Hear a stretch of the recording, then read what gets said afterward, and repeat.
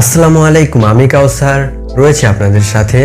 আজকের ভিডিওতে আমি আপনাদের দেখাবো কিভাবে আপনি অ্যাটিটিউড ফটো এডিটিং করবেন শুধুমাত্র আপনার হাতে থাকা স্মার্টফোনের সাহায্যে।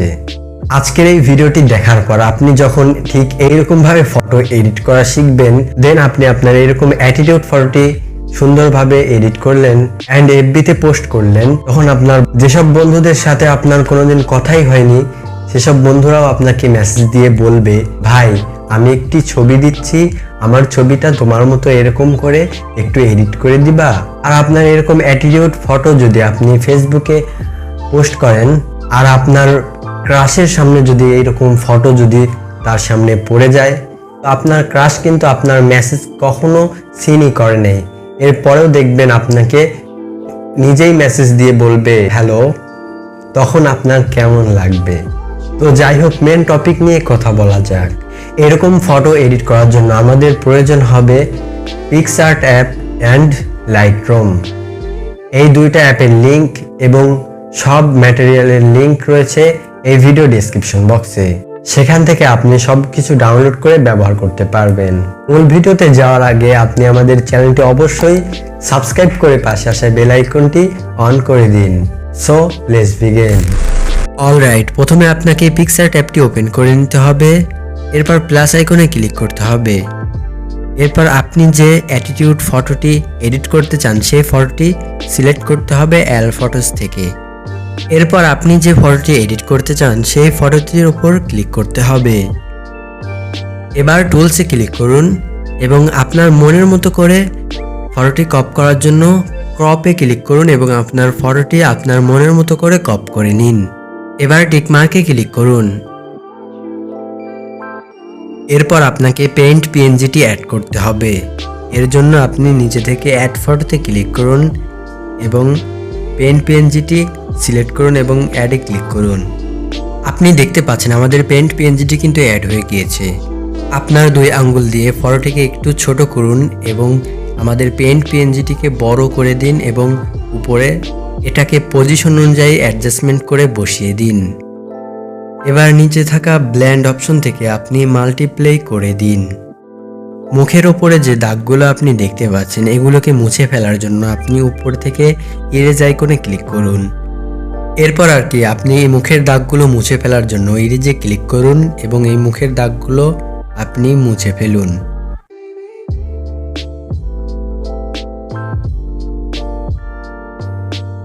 আপনার মুখের দাগগুলি সম্পূর্ণভাবে মোছা হয়ে গেলে আপনি উপর থেকে টিকমার্কে ক্লিক করুন এবং নিচে থাকা খালি জায়গার উপরে ক্লিক করুন। এরপর আমাদেরকে অ্যাটিটিউড লেখা পিএনজিটি অ্যাড করতে হবে। এর জন্য আপনি অ্যাড ফটোর উপরে ক্লিক করুন, দেন অ্যাটিটিউড পিএনজিটি সিলেক্ট করুন এবং অ্যাডে ক্লিক করুন।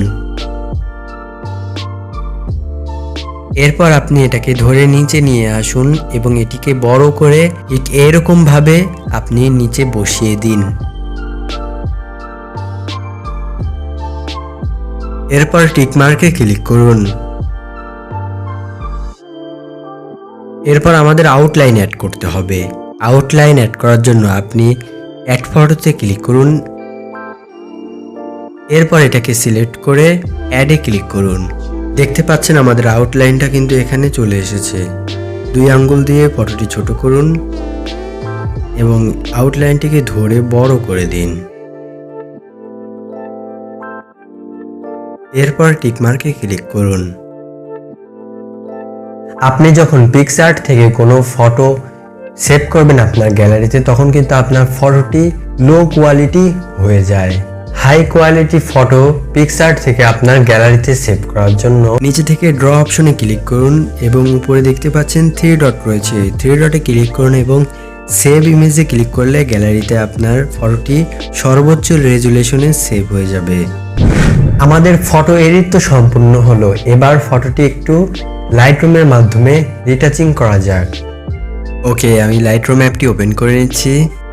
এরপর আপনি বারবার স্কিপে ক্লিক করুন।